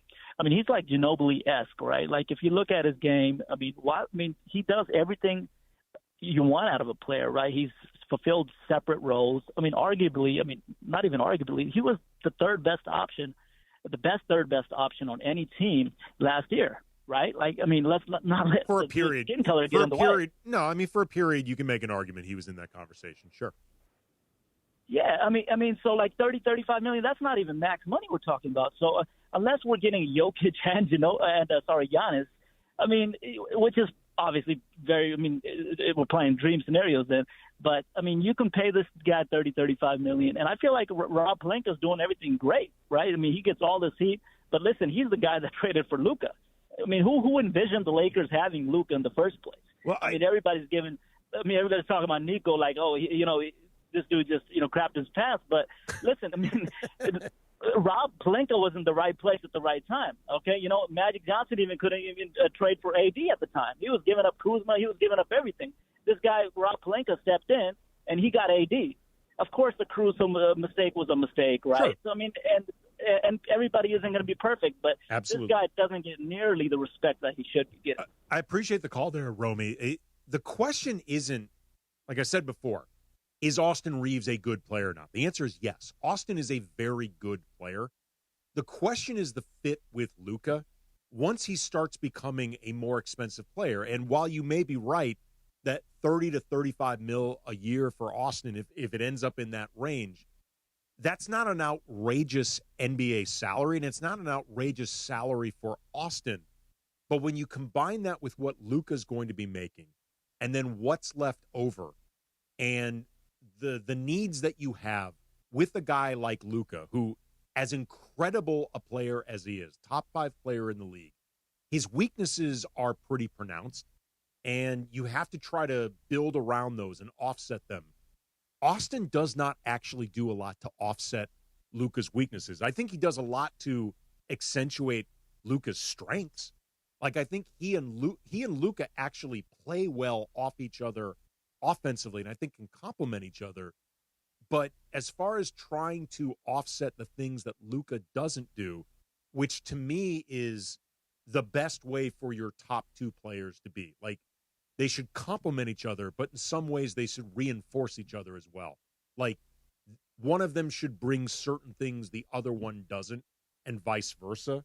And I think that's kind of the problem, or the potential problem, with Luka and Austin, especially once you start getting into a period where both of them are making more money. So that's ultimately the question the Lakers need to solve. Coming up, speaking of the Lakers, the ESPN pundits have weighed in with their prediction of how the season's going to shake out. We will reveal that coming up next. Lakers Talk, Andy Kamenetsky, 710 ESPN. The 2025 regular season for the LA Rams kicks off Sunday, September 7th at SoFi Stadium against the Houston Texans. Coverage begins at 11:30 a.m. with the Toyota Rams countdown to kickoff with Travis Rogers and Sua Cravens. Kickoff at 1:25 p.m. from the Palace in Inglewood. Hear every moment right here. On your home for Rams football in the Southland, 710 ESPN, and of course, on the all-new ESPN LA app. Ignite your afternoons at Waba Grill's $5 happy hour with our 5-piece pork veggie dumplings and a value-sized premium one beverage drink, like our tangy passion fruit lemonade. Enjoy $5 happy hour weekdays after 3 p.m. Only at Waba Grill. I've been feeling those good vibrations all summer long. Turns out my car needs new shocks. Now your top reasons to visit Morongo. Gavin DeGraw brings the greatness this Saturday. Number 2. Claim your free Retrovan Bluetooth speaker September 9th when you earn 500 points on your rewards card. And the number 1 reason. Turn fantasy into reality when you host your league's fantasy football draft party at Morongo. Morongo, good times. You know that feeling. You're finally asleep and bam, a leg cramp comes out of nowhere. Look, I played through pain, but waking up with a leg cramp at 3 a.m., that sucks. So I don't mess around anymore. I keep Highland's Leg Cramps PM on my nightstand. No groggy side effects, no harsh meds, just a fast, effective relief that lets me sleep through the night without the Charlie horse surprise. Get the sleep you need with Highland's Leg Cramps PM. Get it today at Walmart, Walgreens, or CVS. Highland's Leg Cramps PM, because you don't need a midnight workout. This isn't just another ESPN fantasy football season. It's your shot at greatness. With a refreshed design, the ESPN fantasy app is sharper than ever, so you can draft like a pro and dominate your league. And introducing Gridiron Gauntlet, a new game mode where the best compete to be crowned the #1 fantasy football player of 2025. One app, one shot, one champion. Download the ESPN fantasy app and sign up to play ESPN fantasy football today. Now that I'm a dad, I can't stop thinking about what would happen to my kids if something happened to me, like losing the house or not affording college. Yeah, that used to keep me up at night too. It's why I finally got life insurance from Ethos. It's 100% online. No medical exams, just a few health questions. I got $2 million in coverage for around $2 a day. I never realized it was that simple. Get your free quote at ethos.com/game. That's ethos.com/game. Rates may vary. Bill monthly. Sample rate 10-year term life policy for a 35-year-old healthy non-smoking male. 710 ESPN. The radio home of the purple and gold and the home of Lakers Talk. Lakers Talk is presented by Hoag Orthopedic Institute. When pain keeps you from doing what you love, Hoag Orthopedic Institute gets you back to you. Visit HoagOrthopedicInstitute.com to get the help you need today. More Lakers Talk with Andy Kamenetsky rolls on. Up and down the hang-up alleyway. With a groove I only got, still the best concert to this day I have ever seen. 1992, the Palladium, Parliament Funkadelic, obviously George Clinton. They played for like 5.5 hours straight. What time did the concert start? I'm guessing around 8-ish. Oh, wow. Okay, you got your money's worth, man. Oh, dude, they played for like... And a Palladium, too. It's like a more intimate spot. It was amazing. Like, at one point, Bootsy, in his big-ass boots, just started wandering through the crowd. And this was like... Do you remember that period in the early 90s where Parliament Funkadelic was kind of having this resurgence. Yeah, do like college stuff. Yeah, campuses or whatever. Yeah. We saw them right around this time, and I am not exaggerating. Me and the 4 friends I went with, we were the only white people at this show. Like, to the point where as we're waiting to get inside the Palladium, man. Jeez. We're waiting to get inside the Palladium, and this woman comes up to us and asks if we were there to scalp tickets. We're like, no, ma'am, we're here to see the Funk. We're very excited. You were there selling tickets. Oh, my goodness. Yeah, she actually just flat out asked, like, you must be here to make a buck, right? You're not actually here to watch this show. They were unbelievable. I've seen them a few other times. They're great. But this show, I think, is still the best I've ever seen. And I've seen some really good shows over the years. I think that's the best one. Really great band. Yeah, phenomenal. Real quick, before we get to ESPN's pundits and their prediction for the Lakers this coming season, we're talking about players that I would love to see, or we would love to see, alongside Luka, and like the type of players. I want to make it clear, I've heard nothing about his potential availability. This is me just looking at contract situations, looking at a team's cap space, their cap situation, also some of the other players they have on the roster. Lou Dort has a team option this upcoming offseason, the 26-27, or the 26 offseason for the 26-27 season. Option. It's a team option. And when you think about the Thunder have locked up their big 3. Mm-hmm. And for almost $1 billion, kind of. They've got a young guy like Cason Wallace who's kind of being groomed to be the type of player that Lou Dort is. Mm-hmm. And some of the younger guys on the roster, and, they very clearly, I think they're going to be spending with this team because they know they're good. They've already spent a lot of money just locking up. And they still have those draft picks, too. Yeah, they've got so many different options. And they're going to spend, like, by definition, with the money they locked up SGA and Jalen Williams and Chet, like, they're clearly committed. I had a theory that if OKC lost in the finals, they were going to go get Giannis. They were going to throw everything to get Giannis, and they could have got Giannis. They would have had the ability to do it. Of course. There's no question they would have had the ability.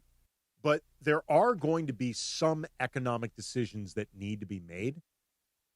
I could picture a scenario where they decide not to pick up Lou Dort's team option because they feel like Cason Wallace is ready to step into that type of role, and that some of the younger guys that they are looking to develop, they are ready. Lou Dort would be like the prototype player that I would love to have alongside Luka, a guy that is an elite defender. Like, he was first-team All-NBA defense, who also knocks down open threes and would feast off those feeds from Luka. And he's also, like, you watched him in the playoffs, you saw it. Dude is fearless. He is not afraid to take big shots. Like, Lou Dort is somebody that I would love to have alongside Luka. Like, and he's not necessarily, DeAndre, like a star, but he's somebody that I think in a lot of ways could help Luka more than a lot of guys who are even more talented. Yeah, because he excels in his role. Yep. He excels in his role, and he knows his role. He knows what he has to do in order to have success individually, but also team success. And Lou Dort would be a perfect fit in my Again, I have no idea if this is going to be something that happens or not. I've heard absolutely zilch, but it's something that I'm watching when I was just thinking about not just this offseason's free agency, but next season's free agency when the Lakers theoretically have a lot more flexibility in cap space. Started looking around at other people's payrolls and thinking, that could be interesting. So ESPN asked a bunch of their pundits, their experts, to rank their top choices to come out of the East and the West. And they did it sort of like ranked choice voting, where first place team gets 5 points, second place team 3, third place 1. They compiled it all. Not surprising in the West, OKC led the pack with 106 points, doubling up the next team. Like, I think there is a reasonable anticipation that OKC could repeat. I think it is perfectly possible. I think they absolutely could repeat. Second place team was Denver with 50 points. Third, Houston Rockets, 35 points. And then tied for fourth, Minnesota Timberwolves and the Lakers with 7 points, and then rounding out 5th was Golden State. Then to win the finals, like I said before, number 1, OKC, number 2, Denver, number 3, Cleveland, number 4, Houston, number 5, the Knicks. The Knicks, I think, probably getting some benefit of just being able to get through the East easier than anybody can get through the West. And they got the same roster still. Yeah, no, it's a good team. They are a good team. Probably their starters will be a little bit fresher. I'm curious to see how Mike Brown how is he going to utilize that roster? Because, Thibodeau, you already know. Well, his he won't deal. run the same 5 or 6 guys to death. Like he won't do what JJ did in the second half of Game 4 for 82 games and an entire playoff run. Series. like Tom Thibodeau watched what Redick did and was like, I don't see why people are freaking out, man. Like I wish I had the stones to do that. He's like, I've been trying to go there. I just can't quite muster up the courage. But this makes sense to me. Like where these teams have, or where these experts peg the Lakers, like a dark horse team to come out of the West, but not impossible. They also did a similar type thing predicting wins, and the Lakers came in as a 50-win team and a 6 seed. But there's only like 1 or 2 wins separating them and a 3 seed, just like last year. And I don't know about you, Funchy, but I feel like it's going to be another super tight. 50 wins is a lot of wins, though. It's a lot of wins. And ESPN had 6 teams with 50 wins or more in the West. It's going to be super hard again. It's going to be super competitive. Like this, I remember 43 wins used to get you into playoffs. Well, this is why. I mean, it will in the East. Yeah. The East, in the East, of course. Home court. But this is the reason why, and it's been this way the last couple of years. Whenever people have asked me about LeBron and load management, aside from the fact that LeBron really does not like to take off games unless he feels like he has to, he does not want to do it, I think, just for rest, unless the season's basically in hand, things are just settled, you know what your seed is. At that point, you're just resting for the playoffs. But beyond that, they don't have the luxury of doing it. You don't have the luxury of load managing your second best player the way we often think about load managing through the Western Conference. It's just too competitive. You can't do it. The Clippers are doing that out of necessity because Kawhi's always hurt. Yeah. Oh, no. That's you know what I'm saying? Yeah. They're but not, LeBron is not hurt. It's kind of He's funny. just tired. He's old. He looked tired to me during the playoffs. He did definitely. He did look tired to me. But it is crazy that LeBron, who's going to be turning 41 in December, feels like less of an injury risk than half of the Clippers roster. Right? It's crazy. It's absolute. He feels like less of an injury risk than Kawhi Leonard, less of an injury risk than Bradley Beal. I know Chris Paul played 82 games last year, but Chris Paul at his age feels like an injury risk. Harden's generally been pretty durable during the regular season, but he's getting up there. He's getting up there. But there's some times where he took a month off or whatever because he was too fat. Nick Batum, they just brought back. He's getting up there. Brooke Lopez is 39. Yeah. LeBron actually feels AARP roster. That's crazy, dude. Pro tip about AARP, and DeAndre, you're nowhere near this, and certainly the kids in the back of the social media. I'm near. Almost you don't even near. know what the hell. No, you're not almost there, Funchy. You are there. Yeah. It's the dirty little secret about AARP. My wife taught me this, and my wife, who's still in her 40s, she signed me up for AARP when I was still in my 40s, and I got really mad. And she's like, no. You can do this in your late 30s. It's just discounts. It's just really, really good. They offer other stuff too. But a lot of it is just you can get discounts for stuff. If you're willing, I'm all for that. If you're willing to just put aside the vanity and accept being of a certain age, you can benefit a lot from the AARP. You just have to be able to be, secure enough in your age and your virility to accept these discounts. Can I ask where these, where some of these discounts apply to? I don't know. She's the one that always uses them. Damn it. I never do anything with them. I have no idea. I just get the magazine mostly for like restaurants and groceries. Yeah, and stuff like trips that. and stuff like that. Yeah, absolutely. I mostly just look. We get the magazine sent to us once a month, and I look at what old celebrities on the cover. Like Sam Elliott or something like that. Pierce Bronson. Yeah, yes. I think Pierce Brosnan was a recent guy. I'm not joking. I think he actually was. Speaking of LeBron, he's got a new commercial coming out, or that is out, that has people talking, questioning, mocking, all of it with this new spot. Also, he was given an incredible honor by CBS Sports in a look back they did on the last 25 years of free agency. So going to get into both those things, plus 877-710-ESPN if you want to weigh in. Lakers Talk, Andy Kamenetsky, 710 ESPN. Weekday mornings in L.A. belong to the Sedano and Cap Morning Show. Eat that fat one, Cap. I'll eat it. I don't care. Eat it. Seriously. I don't give a schnoll. I'll eat that fat one. A what? A schnoll. That's a new one. I don't give a schnoll. Just popped out. The Sedano and Cap Morning Show. Pop it out. What is a schnoll? I may have just made it up. Okay. 7 to 9 a.m. on 710 ESPN. The all-new ESPN LA app. And 9 to 10 a.m. for the YouTube-only hour at ESPN Los Angeles. Pop it out. Hey, it's Mace. This year marks the 90th anniversary of Social Security, a cornerstone of financial security in America. For 9 decades, it has kept hundreds of millions of Americans out of poverty, given families across the country peace of mind and dignity in retirement. That's why AARP will never stop fighting to protect the Social Security payments you earned. Learn more at aarp.org/CA. That's aarp.org/CA. Paid for by AARP California. Hey, what's up? It's Sedano. I'm here with the crazy Hernandez brothers from Hernandez Wholesale Flooring. What if I'm at home, I'm like, I got to do this project, but I keep putting it off because I'm worried about the finances part of it. Like, what do you suggest those people do? We all have a honey-do list, right? And you're the numbers guy. Your wife says, hey, I want to do this living room floor. You're putting it off because you're thinking it's going to cost me $5,000. Give us a call. Give me your square footage. You'll be surprised at what we can do for you. A 5-minute phone call can save you thousands of dollars. For the best prices on hardwood, carpet, and more, call 866-62-FLOOR.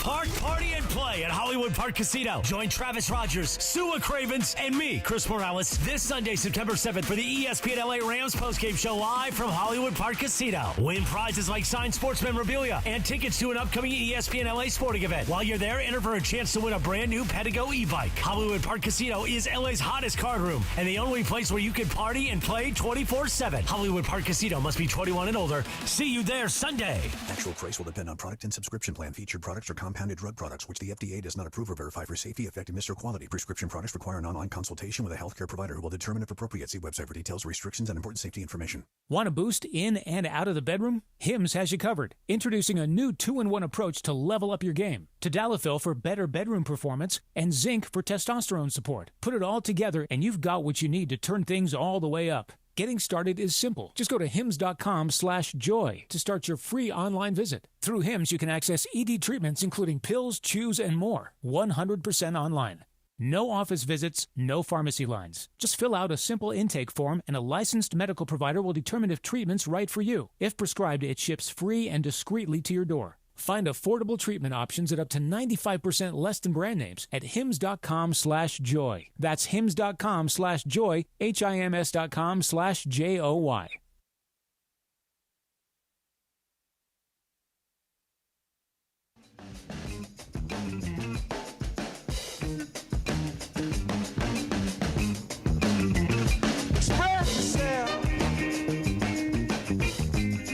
We are right now in the middle of a game within the game. You know, we talk about the game within the game. My game within the game right now is, can I go the next 28 minutes without losing my voice? I have been feeling this progressively over this last hour and a half. I don't know. Long weekend? It wasn't actually that long of a weekend, but like I mentioned before, I did an episode of Anthony Irwin's podcast and then like my own. I don't know if there's just been excessive talking. Like I have no idea, but I am really racing against this clock right now to see if I can get through this show. Thursday, it's supposed to be on Mason, Ireland. I'm hoping I'm going to be okay for that one. You're going to have to be on voice rest. Also, AARP, according to an AI overview, some of the discounts includes car rentals, vacation packages, cellular. Movie theater tickets, probably? Movie theater, restaurants, including Outback, Bonefish Grill. Ooh, Outback. Denny's, Chi-Chi's Pizza. Go get your bloomin' onion. Yeah, dude. My stepfather-in-law, if he's not aware of this AARP discount at Outback, somebody needs to clue him in. He would eat there every single day for the rest of his life and be so happy. He loves Outback. So, again, get over your vanity, and if you qualify, get your AARP membership because it is actually worth it. We were talking before about LeBron. First of all, CBS has this look back they have at the last 25 years of NBA free agency, and they were going through the biggest free agent signings since 2000 in the NBA. And then counting it down, they have number 5, Chris Bosh, signing with the Heat to round out the big three, the Heatles. Number 4, Golden State sign and trade for Andre Iguodala. He ended up the 2015 NBA Finals, guarding Steph, the beginning of Golden State's run. Number 3, the Phoenix Suns signing Steve Nash, the beginning of 7 seconds or less, in a lot of ways reshaping the NBA. Mike D'Antoni, innovator. Number 2, Golden State signing Durant, basically domino the rest of the league until everybody got hurt, but that team was essentially unbeatable. Number 1, LeBron signing with the Heat, Cavaliers, and Lakers. 2010, 2014, 2018. Just LeBron's free agency moves was number 1. And as they noted, quote, all 3 teams that have gotten LeBron James to sign with them as a free agent have won at least one championship. His signing with Miami is the most important free agency signing of all time, as the decision remains a pivotal moment in NBA history for ushering a new era of star empowerment. Going back to Cleveland, it allowed him to right the wrong, at least in the minds of Cavs fans like Lindsay, and deliver a championship his talent long promised. And then finally, his arrival with the Lakers in 2018 gave them the star they craved after Kobe Bryant's retirement and allowed him to win one more title in LA. All 3 are pivotal moments, not only in each franchise's history, but league history as a whole, as there is no bigger signing than getting the best player in the world to come to your team. You can't argue against that. Like, you cannot argue against that. And think about the impact of being the biggest free agency signing of the last quarter century 3 different times. That's unbelievable. Well, he brought every city a chip. Every franchise that he signed with a chip. But, like, think about it, too. That's not even over the entire 25 years. That's over just, like, 15. Like, 3 different teams in 15 years, and each one of them he delivered at least one championship. That's unbelievable. Unbelievable. And then in the meantime, he's got his new commercial out. It dropped, I want to say, Sunday or Monday. The reaction was mixed at best. A lot of talking in the commercial. This is what it sounded like. They called him the Chosen One. He carried the weight of every expectation on his shoulders. But he never broke. We were all witnesses. Every rival was defeated. Every idol was destroyed. He took the crown and kept it. Behold the greatness. He is the forever king. Okay. DeAndre, when you first saw this commercial, what was your reaction? Just another LeBron antic. Say that again? This is another LeBron antic. This is Just another LeBron antic? Yep. Just LeBron's antics. Yep. In what sense? Just, it doesn't surprise me that there's a commercial like this for LeBron. That's literally what I thought. Like, okay, he's telling, he's the greatest. He is forever the king. I mean, I said it earlier. There used to be a wrestler named Barry Horowitz, and his thing was patting himself on the back. Seriously. That's what he's kind of doing right now. When I first saw this commercial, my immediate reaction was, I don't get it. Like, in the sense that, I mean, the celebration of LeBron, obviously I understand that. I was like, I don't get what this is. Like, what's the product? What's being sold? Eventually, it was revealed it's LeBron 23s. Yeah. Like the layest Nike sneaker. It's got like some type of gold. I think there's actually some of them may have actual 24-karat gold involved with them. Oh, there's a 40-karat charm expected to be included with some of these shoes. Oh, I see. Yes, it's also marking his over 40,000 points. Right. 40K plus. Yes, I'm looking at the shoe right now. And Bronny actually is going to have a colorway of his own with this shoe. And it's funny. Like, I'm not a sneaker guy, so I had no idea that this could be connected. I'm a shoe guy. It's all right. I get it if you want to get it, but personally, I would not. This had a lot of people, though, also wondering if this was LeBron trying to set up the eventual retirement announcement.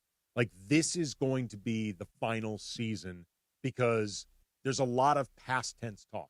There's a lot of he did this. He vanquished this. He defeated this. He's always remained the king. Everything was in past tense. Nothing seemed to be looking forward.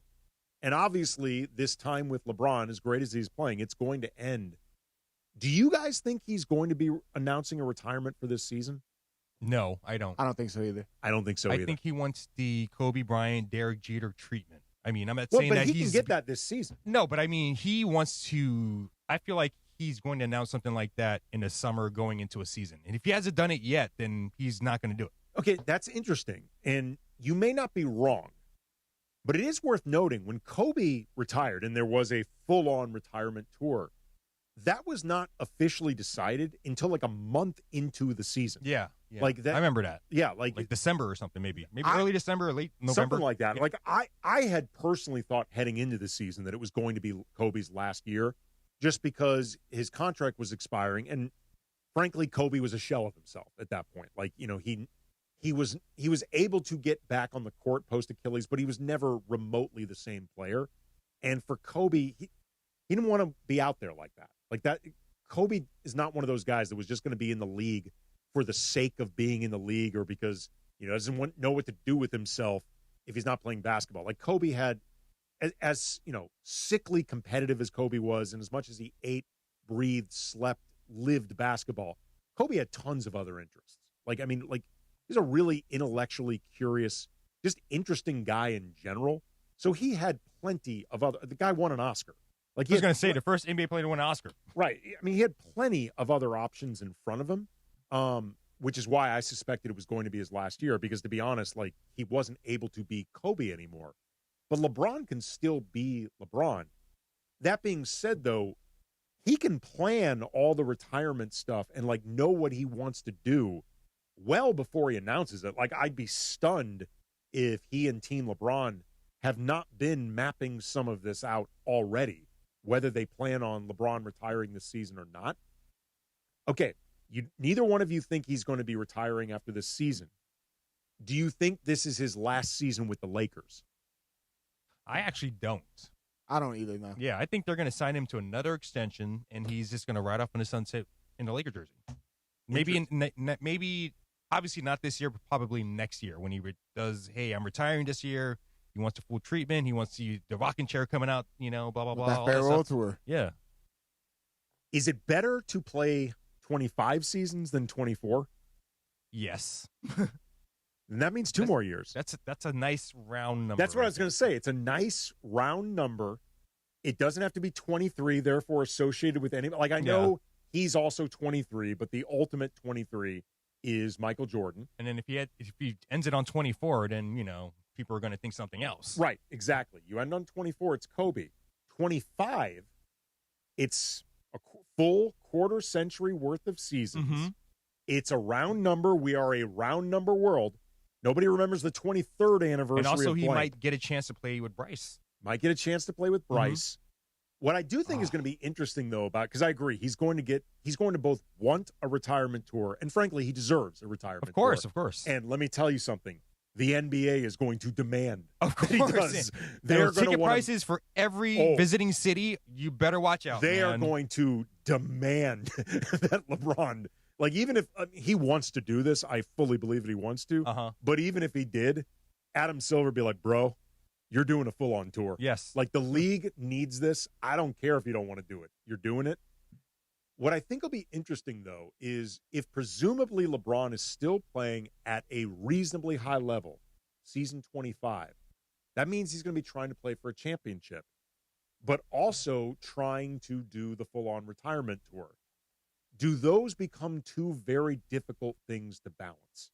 Like, all of the pomp and circumstance that comes with celebrating LeBron rightly in every city that he goes to, with also the amount of focus that is required to win a championship. Like, it's really, really hard.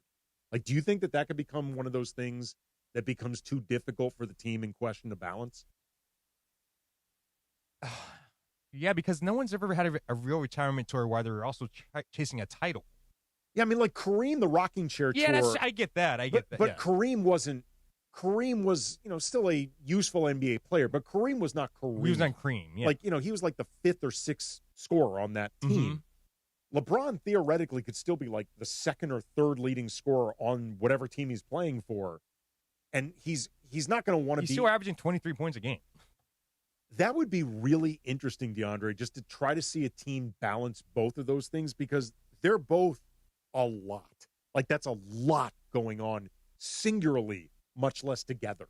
And like Funchy said, like, this team is still built enough to compete in the Western Conference and still chase the chance to play in the NBA Finals. So it would be hard to really juggle both of those. What's funny is, if I had to guess right now, do I think LeBron is going to be on the Lakers next season? My guess would be no. But I totally agree with you guys that it is not even remotely out of the question. And it would be so hilarious, but also kind of predictable, if after all the speculation everyone's been engaged in this offseason, and LeBron's opt-in with the statement from Rich Paul and the passive-aggressive social media posts and all of the signs that seem to be there of LeBron being unhappy with his situation at large with the Lakers, there's a real possibility he may realize, I don't have a better one than here. And in the meantime, he doesn't want to leave L.A. What happens if he was to do a one-year deal with the Cavaliers? Just finish off and do my farewell tour with Cleveland? I don't know if they want him. I'm saying, why should he wasn't do that? Well, here's the problem. Does he want to get paid? With the Cav, this is one of the reasons, DeAndre, that I actually think he could be back. It's going to be difficult, maybe not impossible, and who knows, behind the scenes, if LeBron's going to be leaving, he and his team are going to be letting other teams know. Like, it's going to be Tampa-a-palooza, but it's going to be it's going to be happening. I mean, this is just the way the stuff works. There will be back channeling, all that stuff, because teams will have to prepare for it. Like, DeAndre, you brought up the Cavaliers. They're a second apron team. Like, they can't sign LeBron to anything right now other than like a minimum or maybe $5 million deal. Than that vet minimum. Vet minimum, or like, I don't know.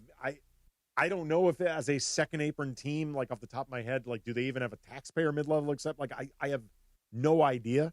But like right now, for example, the Cavaliers would have a brutal time trying to trade for LeBron, unless it was like LeBron for Donovan Mitchell straight up, which I don't think Cleveland's going to do. They're a second apron team. They can't even do it. Lakers would do it, but like, they're a second apron team. They can't aggregate salaries. Like, it's really super complicated. LeBron may really not have a better option if he wants to be on a competitive team and wants to get paid than re-signing with the Lakers, no matter how much he may be unhappy about the situation. As always, we will close with Crunch Time. Funchy's got the topics. DeAndre and I weigh in. Lakers talk. Andy Kamenetsky, 710 ESPN. The 2025 regular season for the LA Rams kicks off Sunday, September 7th at SoFi Stadium against the Houston Texans. Coverage begins at 11:30 a.m. with a Toyota Rams countdown to kickoff with Travis Rogers and Sua Cravens. Kickoff at 1:25 p.m. from the Palace in Inglewood. Hear every moment right here. On your home for Rams football in the Southland, 710 ESPN, and of course, on the all-new ESPN LA app. Waba Grill is an LA original, so we've got to keep it real. Real fresh with our Asian-inspired menu that's grilled to order every time. Take me up and never put me down. Real quality with our marinated proteins like hormone-free chicken, ribeye steak, wild-caught salmon, and shrimp. Enjoy $5 happy hour weekdays after 3 p.m. with our 5-piece pork veggie dumplings and a value-sized premium beverage drink like our tangy passion fruit lemonade. Waba Grill, keeping it real every day for you. You know I love the outdoors and adventures. Hey, it's Travis calling all adventurers. Page, Arizona is your ultimate outdoor playground. Snap that iconic shot at Horseshoe Bend. Then hike the stunning 11-mile rim trail. Explore one of 13 breathtaking slot canyons, including world-famous Antelope Canyon. Craving water fun? Cruise Lake Powell by kayak, jet ski, or houseboat, or float the Colorado River to Lee's Ferry. Make Page your base camp for day trips to Grand Canyon, Zion, and the Wave. Start planning your trip today at visitpageaz.com. Chris Morales here. So many things, big and little, make you uniquely you. Your hobbies, dreams, career, family, and more. Addiction to drugs, including opioids and stimulants, can strip these away from you. This National Recovery Month, recover your life.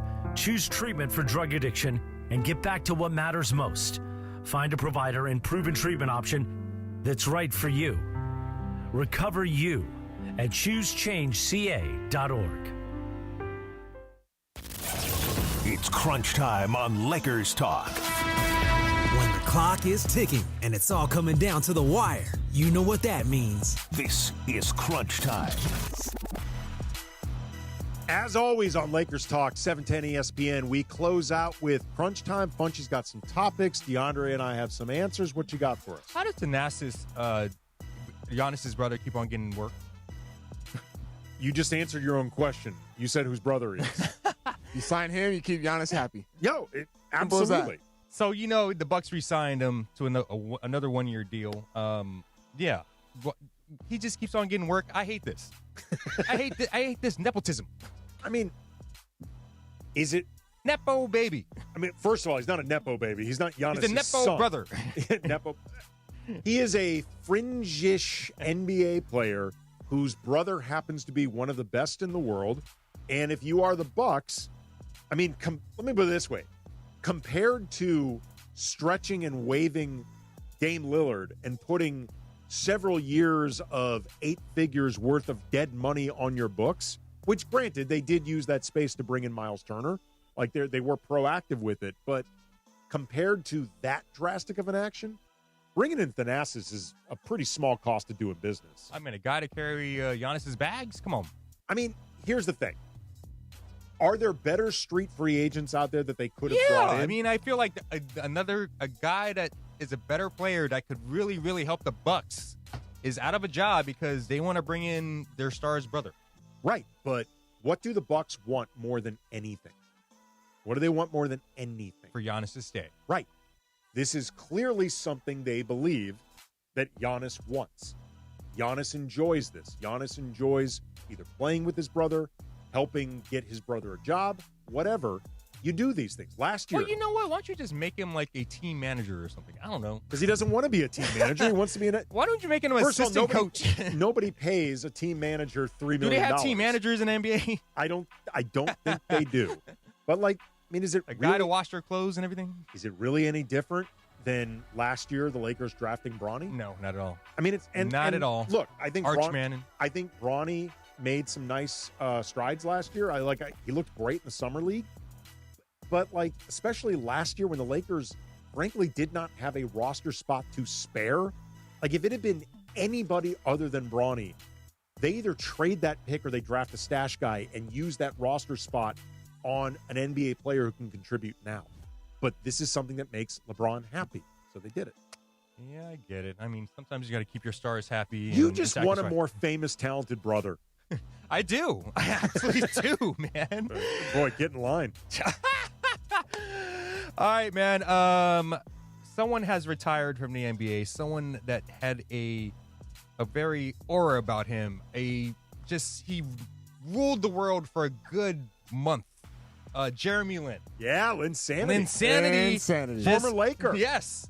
Just announced his retirement. Won a championship with the Raptors. I forgot he won a championship with the Toronto. He was a bit player on that team. Man, when he was here in LA and that Linsanity, 3 weeks in New York? Woo! Man. That was a real phenomenon, that was fun. man. And it was fun to watch, but I mean, I can't believe it didn't last.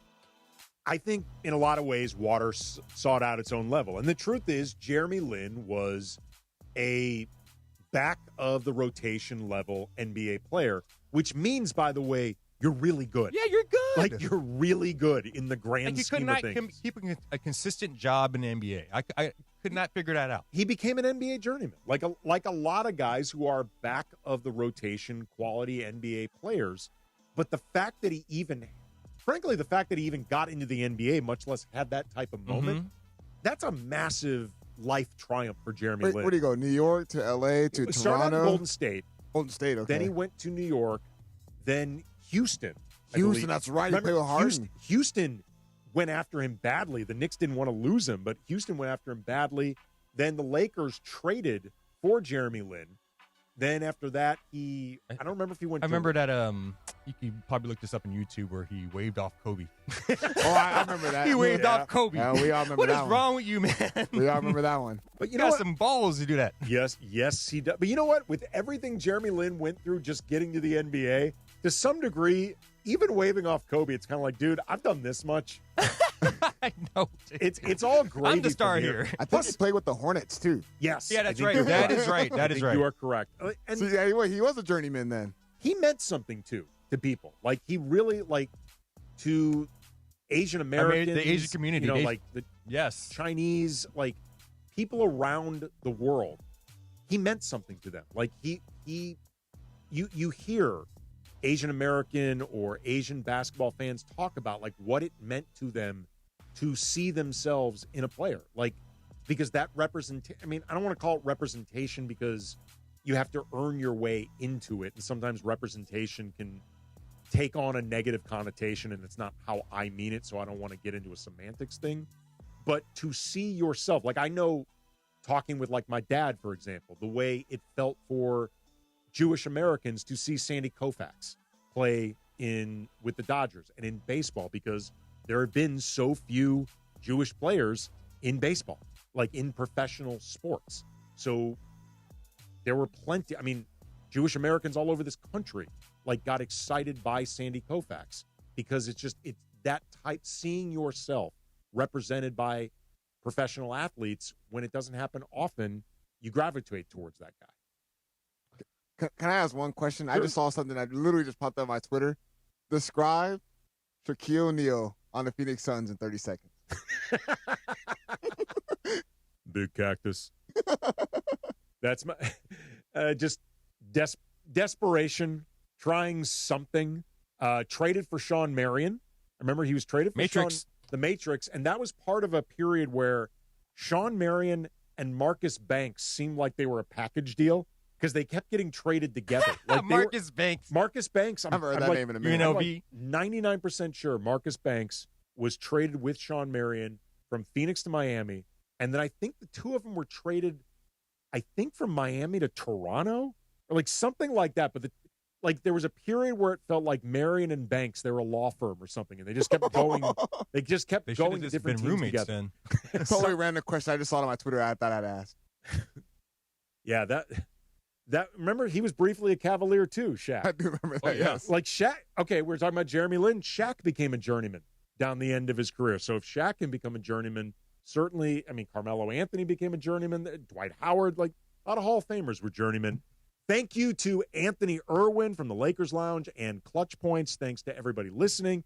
Thanks to DeAndre. Thanks to Funchy. We will be back next Monday, our typical time during the fall season.